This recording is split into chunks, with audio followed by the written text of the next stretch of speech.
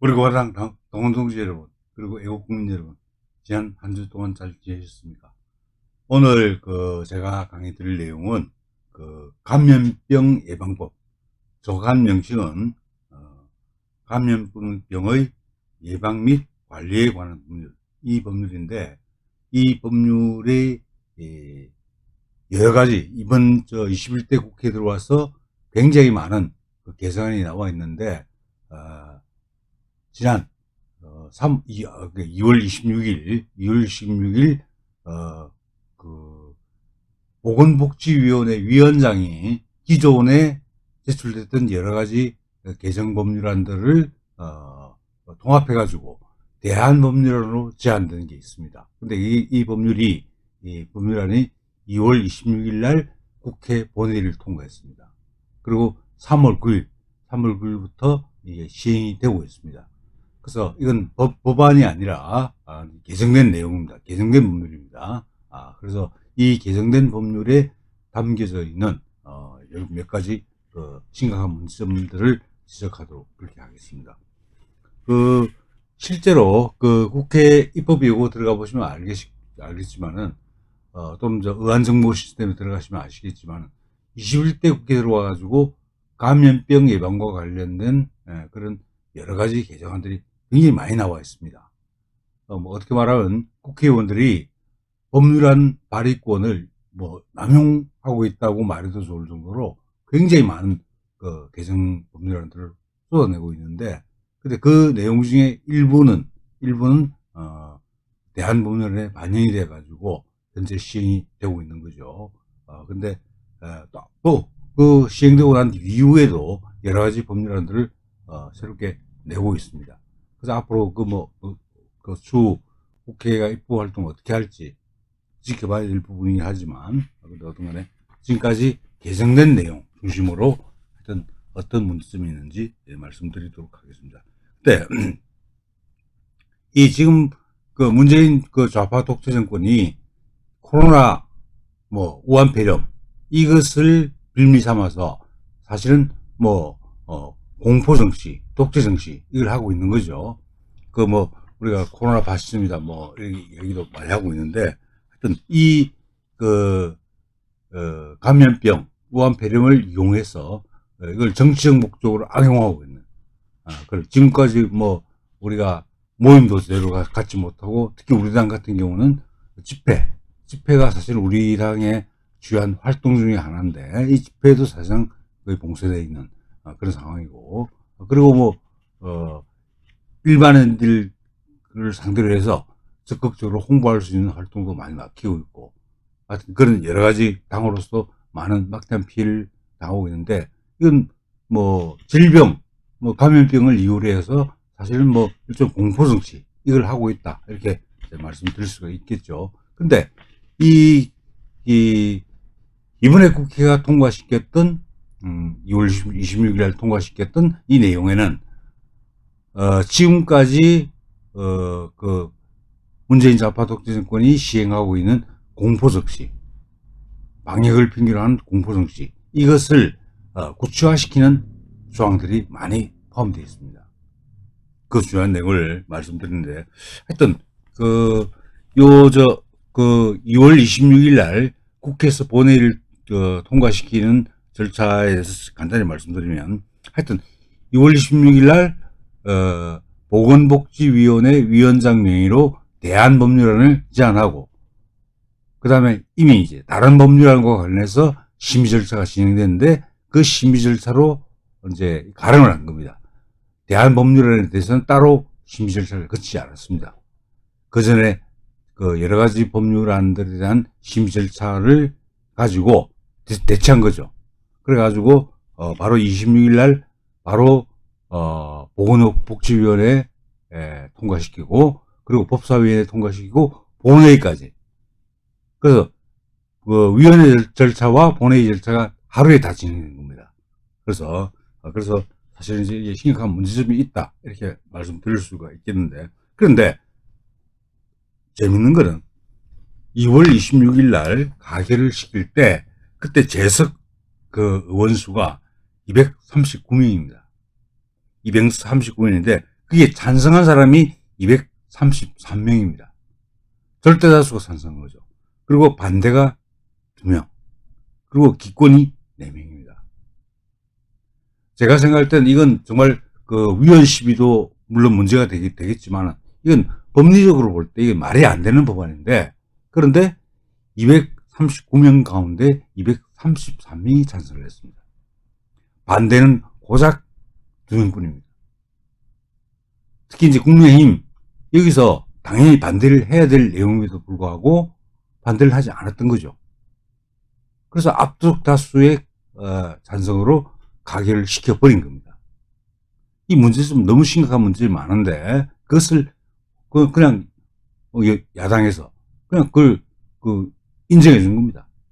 찬성해 준 거죠.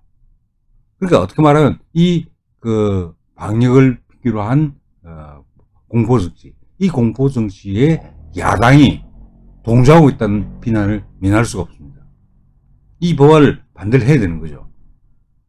그래서 정말 야당이 야당으로서의 역할을 제대로 못하고 있는 거 아닌가. 이건 뭐 우리가 이미 알고 있는 거지만 너무 심각합니다, 이거는. 그래서 그 내용을 잠깐 말씀드리도록 하겠습니다. 근데 오늘 말씀드린 것 중에 이제 특히 이제 핵심적인 건 뭐냐. 지금 이 방역과 관련해 가지고 감염병을 확산시킨 사람에 대해서 손해배상 청구를 할 수 있습니다. 근데 손해배상 청구가 하여튼 기가 막힙니다. 하여튼 손해배상 책임을 묻고 있다는 거 하나. 민사적으로, 금전적으로 부담을 주겠다는 거죠. 부담을 줘서 뭐 공포정치로 몰아가겠다는 겁니다. 그게 하나 안보고 있고요. 또 하나가 뭐냐면 이 폐쇄 조치 같은 걸 할 수 있습니다. 시설이나 장소 이와 같은 것에 대해서 폐쇄 조치를 하도록 하고 있는데, 만약에 폐쇄 명령이 떨어졌음에도 불구하고 만약에 해당 운영자가 만일 폐쇄 명령에 따르지 않은 경우에 그 경우에 벌칙을 규정하고 있는 겁니다. 그래서 이 벌칙 부분은 그냥 뭐 보통 일반적으로 행정청의 명령을 위반했을 때 그때 일반적으로 과태료를 부과하는 게 일반적입니다. 과태료. 행정상의 의무를 이행하지 않은 경우는 과태료를 부과하는 게 일반적인데, 근데 이번 개정안에서는 그게 아닙니다. 폐쇄 명령을 따르지 않았을 때 바로 형벌을 부과하게 되어 있습니다. 과태료가 아니고. 뭐 아시겠지만 과태료는 행정상의 의무를 이행하지 않았을 때 행정적 제재 조치인데 이건 전과가 아닙니다. 과태료는 전과가 아닙니다. 그런데 형벌을 부과하게 되면 바로 전과가 되는 거죠. 전과자가 되는 겁니다. 그래서 완전히 이걸 폐쇄 명령에 따르지 않은 경우에 바로 처벌을 할 수 있도록 하고, 그리고 또 역학조사와 관련해서도 마찬가지입니다. 역학조사에 응하지 않았을 때, 그럴 때 이 경우에도 바로 과거에는 과태료를 부과할 수 있도록 되어 있었는데 이제는 형벌을 부과하도록 되어 있다. 그 부분도 좀 개약된 부분이죠. 나쁘게 명령된 부분이고, 그리고 뭐 입원 치료 거부, 지금 뭐 자가격리 입원 치료 이런 거 하죠. 근데 이 입원 치료를 거부한 경우 등에 대해서 마찬가지로 벌칙을 부과하고 있습니다. 다시 말해서 자가격리나 입원 치료 이것을 제대로 받지 않았을 경우에, 이런 경우에 바로 벌칙을 부과해 가지고 기본적으로 그 사람을 전과자로 만들 수 있다는 거죠. 이렇게 해 가지고 완전히 우한 배렴 독재, 코로나 독재, 코로나 공포정치 이런 공포정치를 할 수 있는 그 바탕을, 법적 근거를 다 마련해 놓은 겁니다. 이게 이번 지난 2월 26일 날 통과시킨 개정안의 내용이고, 이 개정안은 3월 9일부터 시행이 되고 있습니다. 지금 현재 시행 중입니다. 이번 달 3월 9일부터 시행 중인데, 그래서 직접 우리에게 적용이 되는 법률이죠. 그래서 이게 어떤 문제점을 갖고 있는지 말씀드리겠습니다. 지금 개정법률 통과돼서 시행되고 있는 거니까 개정법률이라고 제가 말씀드리겠습니다. 지금까지 주요한 내용들은 아니었죠. 법률 아니었죠. 개정안 또는 재정안, 개정안이었는데 이건 그 단계를 넘어서 가지고 개정이 된 겁니다. 그래서 개정법률이라고 제가 말씀을 드리겠습니다. 근데 72조의 2라고 하는 규정을 신설했습니다. 근데 요 잠깐 말씀드리면 72조의 2 이렇게 붙이는 건 원래 72조가 있었던 거죠. 근데 75조와 관련된 규정을 새로 넣을 때는 그 73조는 이미 다른 조항이 있으니까 못 넣죠. 그래서 72조 있고 그다음에 새로운 조항을 추가할 때 72조의 2 이렇게 넣습니다.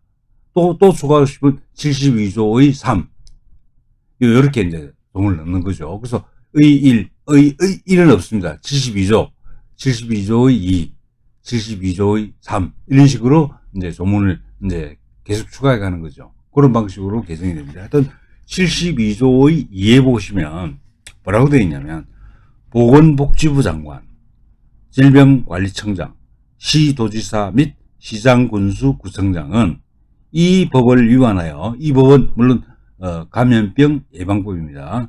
아까 정식 명칭은 감염병의 예방 및 관리에 관한 법률이지만 줄여서 감염병 예방법이라고 합니다. 이 법을 위반하여 감염병을 확산시키거나 확산 위험성을 증대시킨 자에 대하여 입원 치료비, 격리비, 진단검사비, 손실보상금 등 이 법에 따른 예방 및 관리 등을 위하여 치료한 비용에 대하여 손해배상을 청구할 권리를 갖는다. 이렇게 규정하고 있습니다. 자, 그러면 아까 말씀드린 보건복지부 장관, 질병관리청장, 시도지사, 그리고 시장군수구청장이 이 손해배상 청구를 갖는다는 얘기입니다. 근데 이게 정말 어처구니가 없는 게 원래 손해배상 청구에 관해서 규정하고 있는 일반법이 민법입니다. 민법 750조에 그렇게 규정을 하고 있습니다. 720조 이하에 쭉 불법행위에 대해서 손해배상 청구를 할 수 있는 그런 규정을 두고 있는데, 그런데 그 규정, 일반적인 불법행위에 의한 손해배상 청구의 그 법리를 완전히 위배하는 것이다. 이렇게 말씀드릴 수 있는데, 자, 조문이 정말 이상하죠. 자, 감염병을 확산시키거나 확산 위험성을 증대시킨 자. 자, 근데 감염병을 확산시키거나 확산 위험성을 증대시킨 자에 대해서 손해배상 청구를 인정한 겁니다. 자, 그런데 사실은 이게 제가 오늘 그 제목을 다뤘던 이유가 이 감염병 확산의 책임을 국민에게 일방적으로 전가한다. 그렇게 제가 그런 악법이라고 제목을 다뤘는데 그 이유가 바로 그렇습니다. 감염병은 기본적으로 국가 또는 지방자치단체가 예방 그리고 관리 이 책임을 국가나 지방자치단체가 일차적으로 지게 되는 거죠. 그래서 근데 외부로부터 감염병이 들어올 경우에는 하여튼 뭐 공항이나 항만 등에서 검역 절차를 철저히 거쳐서 외부로부터 감염병이 유입되는 것을 막아야 됩니다. 그 책임은 국가의 또는 지방자치단체가 지는 거죠. 그런데 이 법은 어떤 전제를 깔고 있나? 그런 부분에 대한 국가의 의무를 제대로 이행하는 것 자체를 논외로 해버리고 일단 뭐 하여튼 감염병이 유입됐을 때 그 책임을 국민들이 확산시킨다 이렇게 보는 겁니다.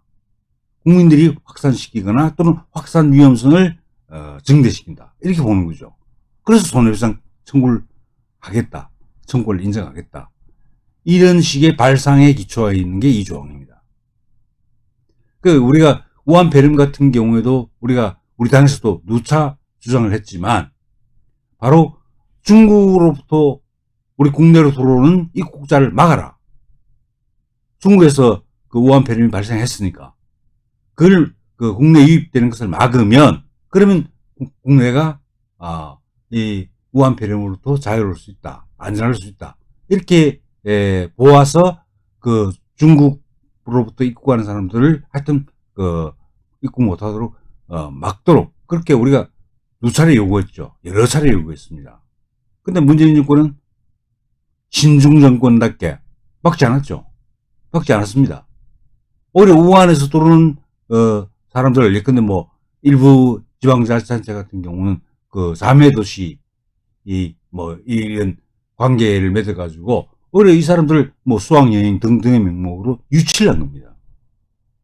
그러니까 어떻게 말하면 국가와 지방자치단체가 우한폐렴을 사실은, 우한폐렴이 국내로 유입되는 것을 사실은 방임했던 거고 조장했던 겁니다.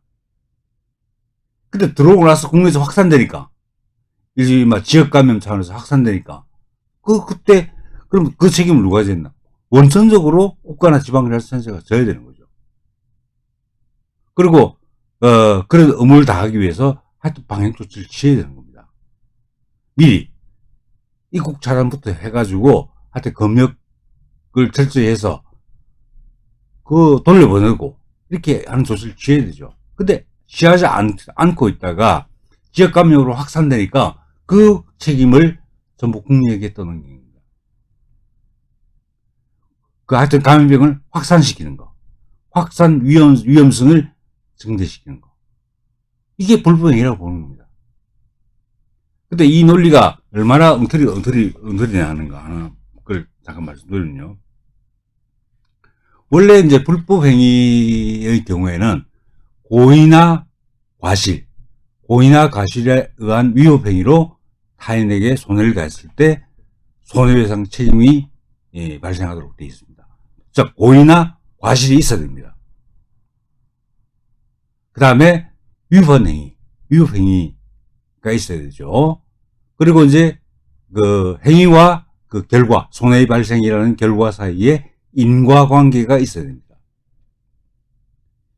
그리고 실제로 현실적으로 손해가 발생해야 되는 거죠.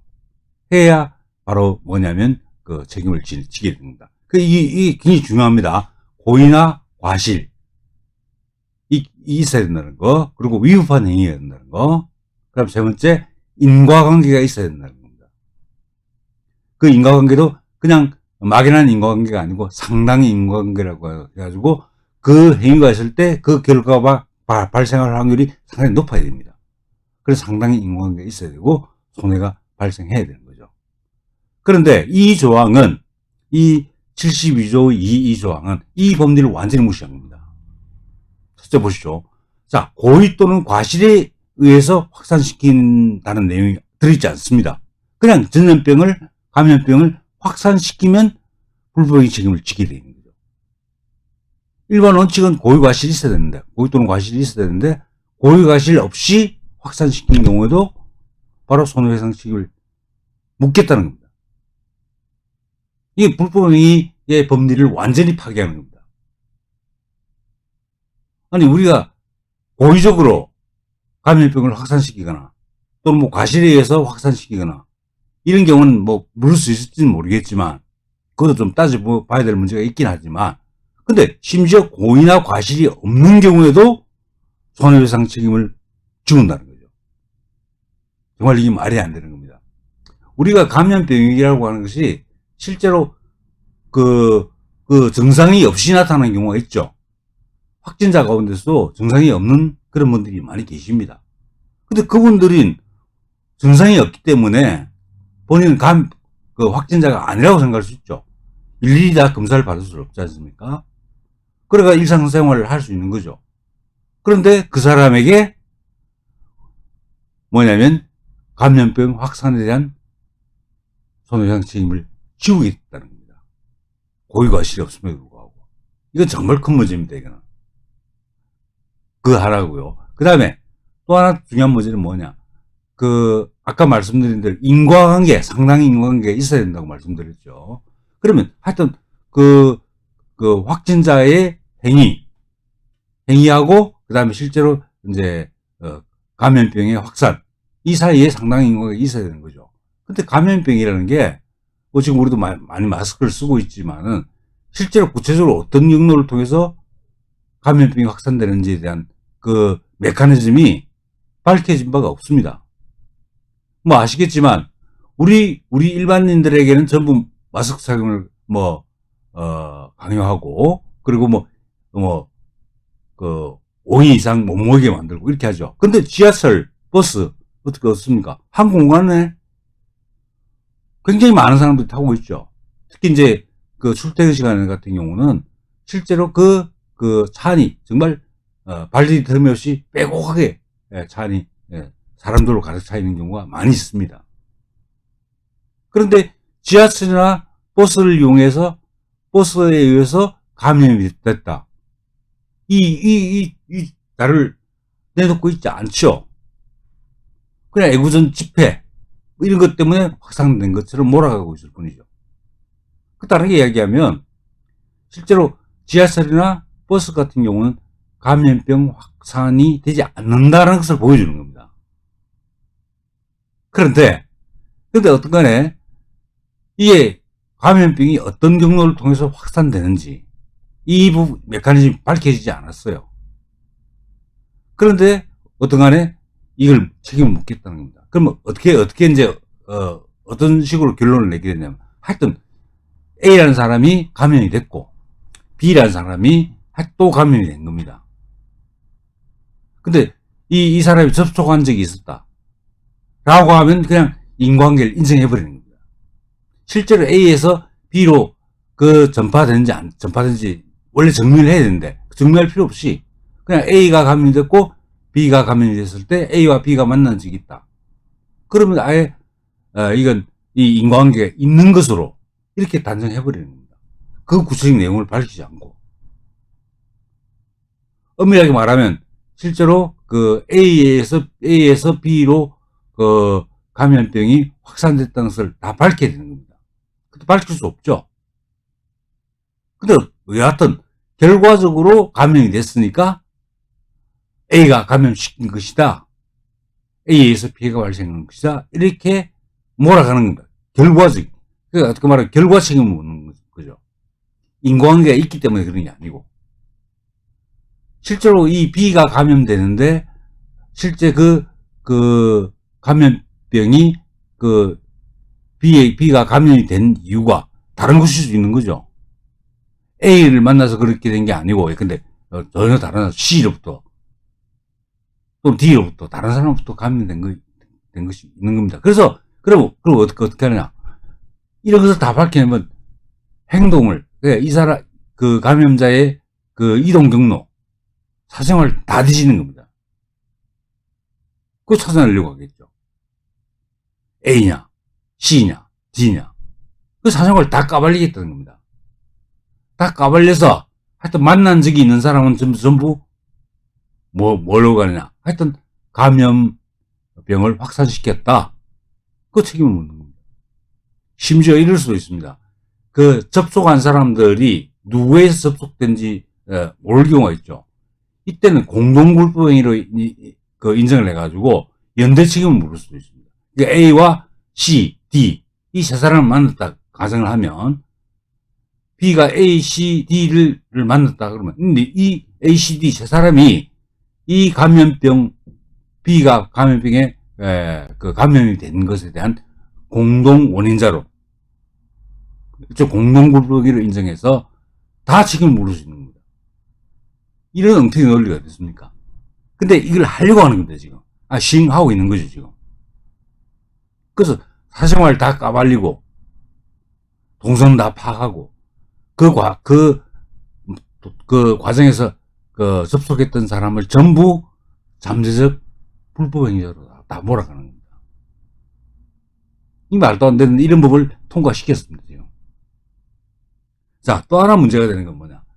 자, 감염병을 확산시키는 것은 또 별적으로 피해가 발생한 경우라도 라고 생각할 수 있기 때문에 그런 경우에 책임을 묻는 것은 제가 볼 때는 이건 말도 안 되는 논리지만 그건 이런 타당하다고 볼 수 있는데, 근데 중요한 건 확산 위험성을 증대시킨 사람,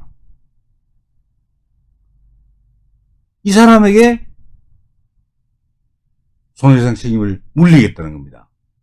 확산 위험성을 증대시킨다는 말, 제가 아무리 법학을 공부하고 있는 사람이지만 이 말 이해가 안 됩니다. 확산 위험성을 증대시킨, 누구나 증대시킬 수 있죠. 누구나.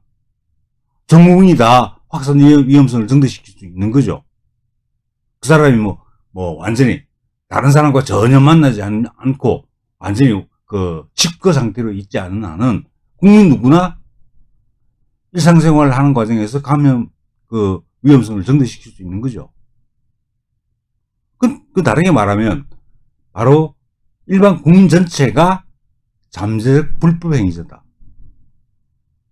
그러니까 일반 국민들은 하여튼 문재인 좌파 독재 정권에서 시키는 조치, 방역 조치 철저히 지켜라. 군말 없이 따르라.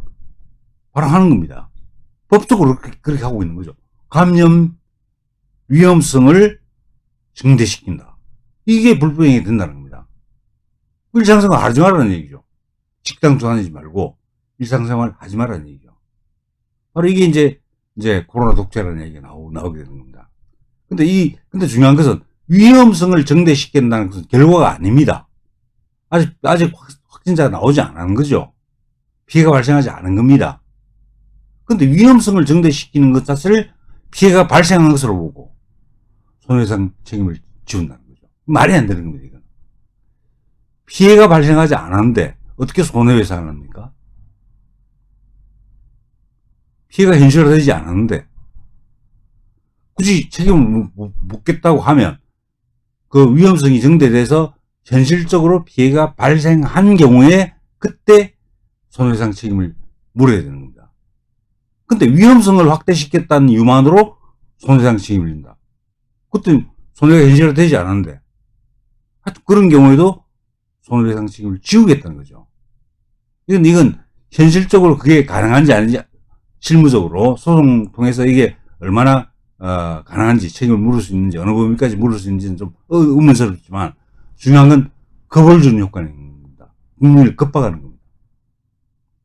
위험성을 증대시키는 것만으로도 그건 불법이고 그리고 당신이 손해배상 책임을 져야 될 수 있으니까 조심해. 통제에 잘 따라. 바로 그걸 요구하는 겁니다. 바로 이제 그런 측면에서 중요한 문제집이고 여기서 한 가지 아셔야 되는 것은 마스크 쓰고 하여튼 모이지 말고 하는 거 있죠. 그죠? 사실 이런 것들을 우리가 일상생활을 할 수 있는 자유가 있거든요. 일상생활을 하고 사람 만나고 할 수 있는 자유가 있는데 그것을 법적으로 뭐라고 얘기하냐면 일반적 행동자유권이라고 말합니다. 내가 자고 싶을 때 자고 쉬고 싶을 때 쉬고 또 만나고 싶은 사람 만나고 이렇게 일상생활을 할 수 있는 그 자유를 일반적 행동자유권이라고 말합니다. 그러면 이 감염병과 관련해서는 그 일반적 행동자유권을 심각하게 제약하는 겁니다. 5명 이상은 식사도 같이 하지 마라. 같이 모이지도 마라. 일반적 행동자유권을 침해하는 거죠. 마스크 쓰라. 손소독 해라. 근데 실제로 다른 그렇게 주장하는 사람이 있는데 뭐냐면 실제로 지금 이 우한 폐렴 같은 경우에는 치사율이 굉장히 낮습니다. 심지어 그렇게 주장하는 사람도 있죠. 독감보다 훨씬 약한 병이다. 물론 이제 일부 다른 말씀을 하시는 경험자들도 계시긴 하지만 중요한 건 그러니까 예년에 독감에 의한 사망자 수하고 우한 폐렴으로 인해서 사망한 사람 수치를 비교해보면 아마 제 생각에는 독감 폐렴에 의한 사망자가 훨씬 많을 겁니다. 그런데 이것을 마치 아주 중대한 전염병인 것처럼 감염병인 것처럼 해가지고 통제를 하고 있죠. 독감 가지고 통제한다는 얘기 들었습니까? 없죠. 근데 하고 있는 겁니다. 치사율도 훨씬 낮고 그리고 심지어 독감에 의한 사망자보다도 훨씬 사망자가 적게 나왔음에도 불구하고 이것은 마치 치명적인 감염병인 것처럼 그렇게 포장을 해서 하고 있는 겁니다. 그래서 국내 일반적 행동자유권을 다 묶어버리는 거죠. 이게 사실은 일종의 과학적 정보를 은폐하고 왜곡해가지고 이걸 정치적으로 악용하는 거죠. 문재인 지금 LH 사건도 그렇지만 문재인 정권은 지금 임기 말에 들어서가지고 굉장히 큰 위기에 처했지 않습니까? 근데 그 위기를 그런 식으로 덮으려고 하는 겁니다.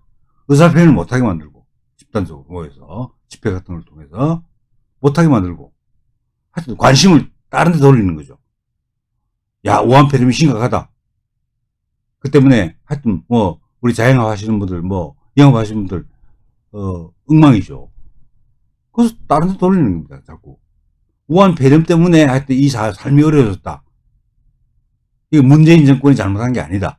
이런 식으로 몰아가고 있는 겁니다. 왜곡하고 있는 거죠. 그게 또 언론도 같이 춤추고 있는 거죠. 그리고 제가 이제 또 하나 생각하고 싶은 건 우리 의료계나 과학 감염병 관련되는 그 학자분들이 이런 데 좀 과감히 나서가지고 이 우한 폐렴의 실체를 밝혀야 됩니다.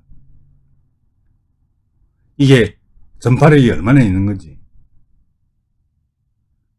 그리고 이 사망률이 독감에 비해서 정말 높은 건지, 이런 내용들, 그리고 그 각 개인이 면역력을 통해서 얼마나 극복할 수 있는지, 이 부분을 밝혀야 됩니다. 그래서 우리가 우리 개인의 면역력을 이용해서 극복할 수 있는, 만약에 그런 감염병인 경우라면, 그럼 당연히 이건 지금과 같은 통제를 할 필요가 없는 거죠. 자기가 걸리기 싫은 사람은 본인이 마스크 쓰면 되죠. 근데 어떻게 뭐 내가 면역력을 통해서 감염되더라도 충분히 이겨낼 수 있다고 생각해서 마스크 쓸 필요 없는 거죠. 안 그렇습니까? 그죠? 기본적으로 아니 자기가 뭐 쓰고 효과를 볼 수 있다고 생각해서 쓰는 거. 아니, 난 자연 면역력을 통해서 난 이겨낼 수 있다고 생각해서 마스크 쓸 필요 없는 거죠. 감염되더라도 이겨낼 수 있다고 보는 겁니다. 근데 이걸 마치 중대한 질병처럼 해가지고 감염으로 몰고 나가는 거죠. 확산, 감염의 확산, 이걸 몰고 나가는 겁니다. 바로 이런 정말 무시한 정치적 악용을 하고 있는 게 문재인 좌파 독실입니다. 그리고 또 재밌는 게, 그럼 손해배상을 할 때는 원래 발생한 손해를 배상해야 됩니다. 근데 최근에 이제 지금 문재인 좌파 독재 정권이 등장하고 나서 징벌적 손해배상, 실제로 발생한 액수보다 높은 손해배상을 하도록 하는 경우들이 많이 나타났죠. 그런데 지금 이 조항, 이 감염병 예방법 이 조항에 보면 기가 막히게 나옵니다. 뭐라고 해야 되면, 자, 아까 감염병을 확산시키거나 확산 위험성을 증대시킨 사람에 대해서 어떤 걸 청구할 수 있나, 손해배상을 물릴 수 있냐면, 자, 입원 치료비. 근데 정말 애매합니다. 본인이 입원 치료 받는 것, 입원 치료 받는 거야 당연하겠죠. 그거 내는 건 당연하고 할 수 있습니다. 그런데 이게 또 문제가 있습니다. 이거 뭐냐면 이 강제 입원을 시킬 수 있어요. 근데 우리가 독감 걸렸다고 강제 입원 시킵니까? 안 그렇죠. 근데 강제 입원 시키고, 그 강제 입원 만약에 응하지 않으면 그때 형벌을 부과합니다. 그런 경우에 원래 강제 입원을 시킬 경우에는 당사자 자발적인 의사에서 입원 치료를 받는 게 아니기 때문에 국가가 부담을 해야 됩니다. 그러니까 국가가 할 일 중에 질병으로부터의 안전, 이걸 확보하는 게 국가의 업무 중에 하나거든요. 그럼 감염병의 확산을 막기 위해서 하여튼 그 사람을 강제 입원을 시켰다면 그 사람 입원 치료비는 국가가 부담해야 되는 거죠.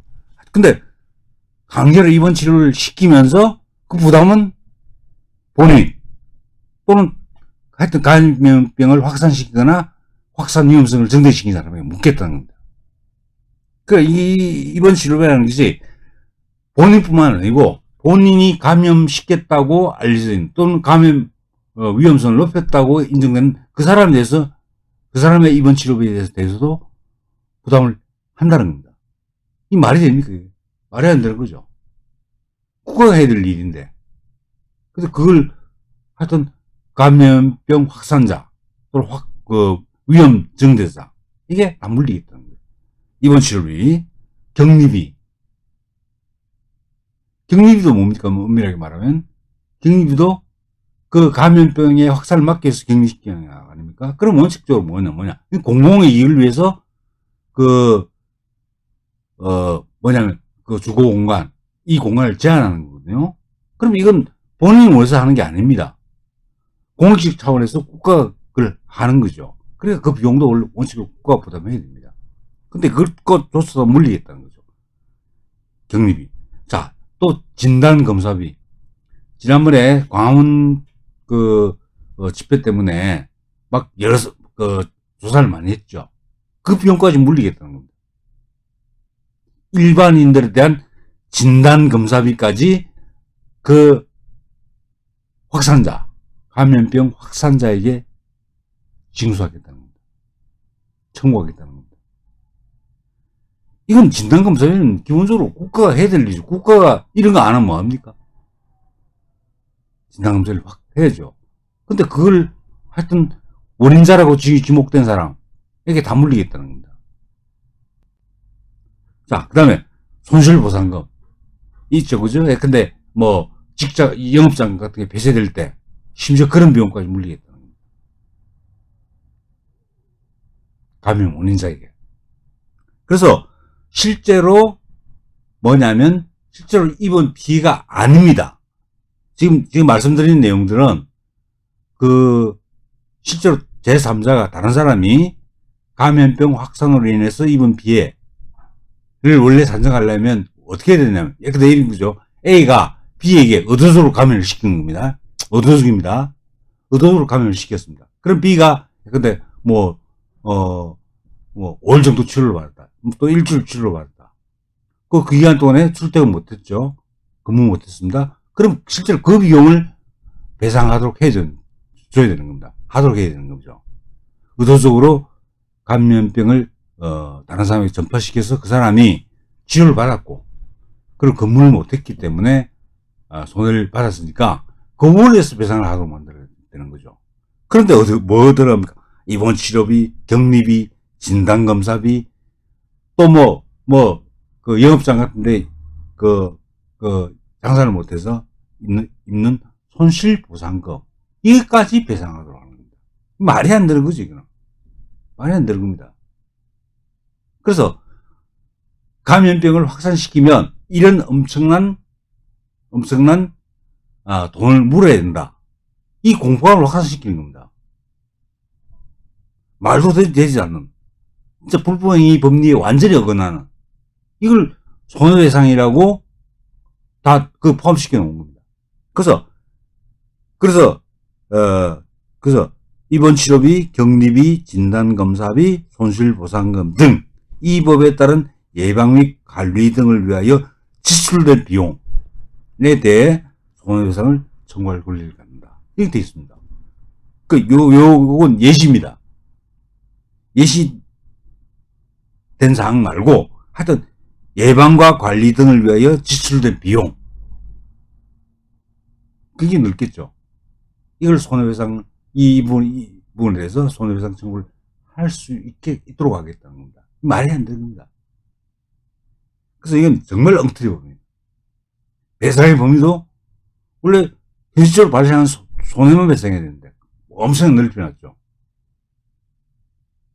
그래서 이 법은 정말 말도 안 되는 이 규정을 넣어놓은 겁니다. 전문가 관점에서 보면 이 말도 안 돼. 이 법을 위반한 사람이나 보건복지위원장이나 이걸 통과시킨 사람이나 심각한 문제가 있는 겁니다. 이거는. 불법행위에 관한 책을 읽어보면 이게 안 된다는 걸 알 수 있는 겁니다. 근데 고의과실도 없고 인과관계도 엄청나게 늘 폭넓게 인정하고 있고, 그리고 위험성을 증대시킨까지 하여튼 불법행위로 보고, 또 배상은 또 엄청나게 많은 배상을 하도록 만드는 이 법이 2명의 반대자만 있고 233명이 통과시켜줬다는 게 제가 도저히 납득이 안 됩니다. 이 사람 국회의원들이 정말 이것을 걸러내지 못하는 국회의원들이 뭐하는 국회의원들인가? 그리고 그 국회의원들을 보좌하는 보좌관들 또 뭐 그 전문위원들 이 사람은 뭐하는 건가? 말도 안 되는 기준을 넣는 겁니다. 정말 그래서 정말 그 심각한 문제다 그 말씀드리고요. 그다음 또 하나 이제 여러 가지 새로운 범죄를 새로 도입했습니다. 그래서 그 뭐냐면 어떤 범죄를 도입했냐면 그 폐쇄 명령을 내릴 수 있습니다. 그래서 그 49조에 보면 나와 있는데 자 그 감염병의 위험이 있다. 감염시킬 위험이 있다라고 하는 장소나 시설에서 폐쇄 명령을 내릴 수 있습니다. 그건 이제 시도지사, 시장, 군수, 구청장이 할 수 있습니다. 자, 이 사람들이 이런 장소나 이런 시설이 감염병을 확산시킬 위험성이 있다라고 할 때는 그 시설에 대한 폐쇄, 아예 폐쇄하거나 또는 운영을 중단할 것을 명령할 수 있습니다. 근데 만일에 이제 근데 실제로 보면 감염의 메커니즘 어떤 식으로 전파되는지 심지어 뭐 지하철 버스 아까 말씀드린 대로 전파 안 되지 않습니까? 근데 감염의 메커니즘, 확산 메커니즘이 밝혀지지 않는데 하여튼 일방적으로 행정기관이 판단해가지고 이건 감염병 확산 위험성이 있다. 그런 시설이다. 장소다. 이렇게 하면 폐쇄명령 내릴 수 있도록 하는 거예요. 이 굉장히 자의적으로 이루어지는 겁니다. 확산의 정확한 과정이 밝혀지지 않은 상태에서 폐쇄명령을 내릴 수 있다는 거죠. 이게 진짜 근원적으로 문제가 되는 겁니다. 폐쇄명령을 내릴 수 있다. 또는 운영 중단 명령을 내릴 수 있다. 이게 행정처 마음대로 하는 겁니다. 그러다 보니까 과잉을 하게 되죠. 실제로 그 전파 위험성이 없는 그런 시설이나 장소에서도 바로 뭘 나옵니까? 폐쇄명령을 내릴 수 있죠. 광화문광장이 그렇습니까? 그죠? 광화문광장이. 그렇다는 얘기죠. 하여튼, 근데 폐쇄명령을 내렸는데, 이 폐쇄명령이, 폐쇄명령을 따르지 않고, 폐쇄명령을 따르지 않은 사람에 대해서 형벌을 부과하고 있습니다. 그러니까 행정처 마음대로 내릴 수 있는 폐쇄명령을 따르지 않았다고 그 범죄로 처벌하겠다는 겁니다. 이 경우는 기본적으로 행정청의 그 명령을 이행하지 않았을 과태료로 가는 게 맞습니다. 근데 어떤 간에 이걸 새로 신설해가지고 바로 범죄고 따라서 형벌을 부과한다는 거예요. 그것도 적은 게 아닙니다. 2년 이하의 징역 또는 2천만 원 이하의 벌금에 처하도록 되어 있습니다. 폐쇄명령을 따르지 않았을 때. 폐쇄명령에 따르지 않았을 때. 이렇게 하고 있습니다. 그러니까 우리가 적어도 이렇게 하려면 뭐가 전제되어 있냐면 폐쇄명령이 상당히 합리적으로 그리고 적법한 절차에 따라서 폐쇄명령이 내려진다는 걸 전제로 해야 됩니다. 근데 감염병이란 확산 방지라는 명명하에 그냥 무작위로 그냥 시설 폐쇄명령 내리는 거예요. 운영 중단 명령 내리는 거죠. 근데 그거 안 지켰다고 과태료도 아니고 형벌을 부과하는 겁니다. 이게 바로 이제 과잉금지 그리고 뭐 명확성의 원칙 이 여러 가지 법 원칙을 위반하는 겁니다. 그런 조항이 또 하나 있고요. 사실은 그 감염병의 전파 위험성이 있는 장소 시설 이건데 이 굉장히 막연한 용어죠. 그렇죠, 이게. 그래서 그런 용어를, 사용하는 그 규정에 따라서 폐쇄명령 내리고 지키지 않으면 처벌한다. 굉장히 독재적인 발상입니다. 이게 법리적으로 굉장히 많은 문제점을 안고 있다는 말씀드리고. 그리고 또 뭐냐면, 역학조사. 이제 감염 경로를 조사하는 거죠. 역학조사와 관련해서 범죄를 신설했습니다. 그래서, 이 범죄를 신설을 했는데 여기서 또 하나 뭘 추가했냐면 원래 이제 2015년 개정법률 우리 박근혜 대통령 그 그래서 집권하고 계실 때죠. 그때 법률에는 원래 역학조사와 관련해서는 그때 역학조사에 응해야 된다는 규정이 있었습니다. 그런데 그때는 그걸 위반했을 때 과태료 부과를 하게 됐습니다. 과태료 이용한 이하의 과태료를 부과하게 됐습니다. 근데 이걸 개정하면서 이건 이번 개정은 아닙니다. 뭐냐면 2017년 문재인 정권이 들어서고 났습니다. 이걸 어떻게 바꿨냐? 그 원래 200만 원 이하의 과태료 처하는 것을 2년 이하의 징역 또는 2천만 원 이하의 벌금에 처하도록 바꿨습니다. 그리고 또 뭘 또 추가를 시켰냐면 단체나 다중의 위력을 통하여 조직적 계획적으로 이 죄를 범한 경우, 그러니까 역학조사와 관련한 범죄를 범한 경우, 이 경우에는 2분의 1을 다, 형의 2분의 1을 더 가중할 수 있게 됐습니다. 그러니까 2년 이하의 징역, 2천만 원 이하의 벌금이니까 그 2분의 1을 가중하면 3년 이하의 징역 또는 3천만 원 이하의 벌금으로 부과하도록 되어 있습니다. 근데 단체나 다중의 위력을 통하여 조직적 계획적으로 하여튼 역학조사 관련 범죄를 범했을 때, 이 뭡니까? 단체나 다중, 딱 명시하고 있는 거죠. 바로, 우리 우리 공화당을 포함한 태극기 집회를 주도했던 그런 단체, 그런 군중, 다중, 이걸 염두에 두고 한 겁니다. 이 사람들 다 잡아놓고 중벌에 처하기 위해서. 그래서 지난번에 사랑제일교회 그때 자료 내놓고 하는 그런 여러 가지 문제가 있었죠. 그런 겁니다.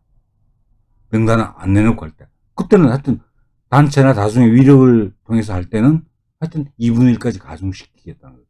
그 가중처벌을 하겠다는 거죠. 이 조항을 넣어놨습니다. 명백히 정책 의도를 가진 규정이라고 말씀드릴 수 있습니다. 바로. 자, 그게 또 문제가 되고. 그다음 또 하나 문제가 되는 것이, 아까 뭐냐면, 고의 또는 감염병을 전파시킨 사람, 손해배상 책임진다고 말씀드렸죠. 그런데 또 어떤 규정을 또 설정해놨냐면, 고의 또는 중과실로 타인에게 감염병을 전파시킨 경우, 그 죄에 정한 형의 2분의 1까지 가중한다. 그래서 고의나 중과실에 의해서 감염병을 전파시킨 경우는 이때도 가중처벌을 하게 됩니다. 근데 물론 고의 또는 중과실이라는 내용이 들어있지만, 고의 또는 중과실.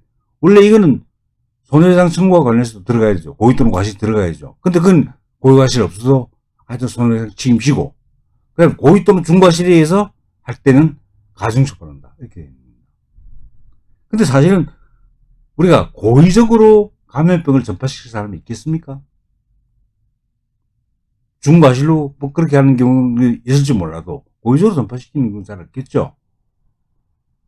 근데 하여튼 간에 조항을 신설을 해가지고, 근데 이런 겁니다. 요 범죄가 주로 입원 치료 거부. 그러겠죠. 아까 말씀드렸다시피, 강제 입원시키게 돼 있죠. 근데 거부하는 경우. 이런 경우에, 하여튼, 고의 또는 중과실에 의해서 이걸 확산시켰다. 이렇게 하면, 가중처벌을 하는 겁니다. 근데 아까 말씀드렸다시피, 실제로 우리가 예방접종이나 입원치료 같은 것을 강제할 수 있냐. 이건 굉장히 어려운 문제입니다. 함부로 그렇게 할 수 있는 게 아니에요. 그냥, 너 감염병, 확진 받았으니까 입원치료 받아야 돼. 그렇게 말할 수 있는 게 아닙니다. 이건 일반적 행동 자유권이 있고, 개인의 자기결정권이 있기 때문에, 기본적으로 그 사람 개인의 의사를 존중해야 됩니다. 나는 그냥 면역력을 이용해서 나는 내 스스로 이겨내겠다 하면 그 사람 선택을 존중해야 되는 거죠. 그게 자기결정권이고 일반적 행동 자유권입니다. 근데 관계없이 이걸 입원 치료 같은 것을 안 받았을 때 처벌하고, 근데 그게 고의 또는 중과실일 때는 가중처벌하고, 이제 말이 안 되는 거죠, 이거. 말이 안 되는 겁니다. 그래서 여기도 마찬가지로 디즈베이스 가면 고의 또는 과실이 없더라도 처벌하겠다는, 결과를 가지고 처벌하겠다는 거죠. 근데 고의나 중과실이 있으면 가중 처벌하겠다는 겁니다. 이런 정말 엉터리 같은 규정을 포함시키고 있는 게 지금 개정된 바로 감염병 예방법입니다. 그럼 뭐냐? 이 전체적인 논리 구조는 딱 그렇습니다. 자, 국가나 지방자치단체는 아무 책임이 없다는 거죠. 그럼 감염병 확산은 누구 책임이냐? 국민 책임이라는 겁니다. 국민 책임이라는 거죠. 그러니까 국민들에게 민사 책임, 형사 책임 다 묻겠다고 하는 겁니다. 정말 이 주권자인 국민 보기를 이렇게 정말 무시하고 협박하고 이런 정권이 있었겠습니까? 문재인 좌파 독재 정권 진짜 심각한, 정말 진짜 우리 대한민국에서 태어나서는 안 되는 정권입니다. 국민을 이렇게, 그러니까 전염병이나 확산시키고 있는 사람, 그런 무책임한 사람, 심지어 그런 범죄를 범하고 있는 사람, 그렇게 규정하고 있는 거죠. 여기에 바로 뭐냐? 이 문재인 좌파 독재 정권, 그리고 또 야당이라고 하는 그 가짜 보수들의 국민에 대한 인식이 반영되어 있습니다. 잠재적 범죄자, 잠재적 불법행위자.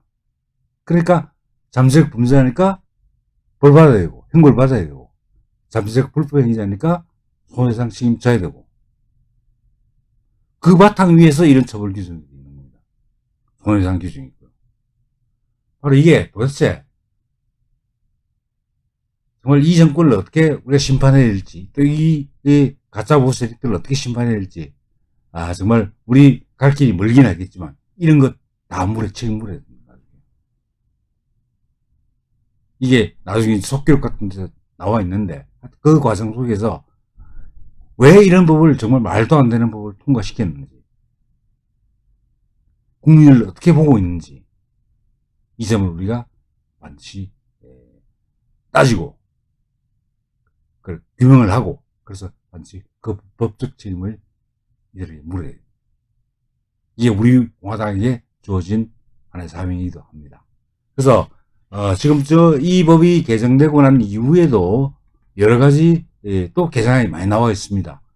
또 만약에 이제 문제가 되는 내용이 있으면 그때 다시 한번 또 말씀드리고, 오늘은 하여튼 감염병 예방법, 국민을 완전히 일종의 병균을 전파시키는 그런 숙주처럼 취급하는, 그래서 형벌, 부부의 책임 마음대로 가해도 된다고 보는 이런 막무가내 법률을 오늘 말씀드렸습니다. 하여튼 이런 법률들이 사라지고 정말 대한민국이 정말 나라다운 나라가 되는 날까지 우리 동지 여러분들과 함께 저도 열심히 투쟁하겠습니다. 그럼 오늘 강의는 여기서 마치고 다음 주에 다른 주제로 찾아뵙도록 하겠습니다. 감사합니다.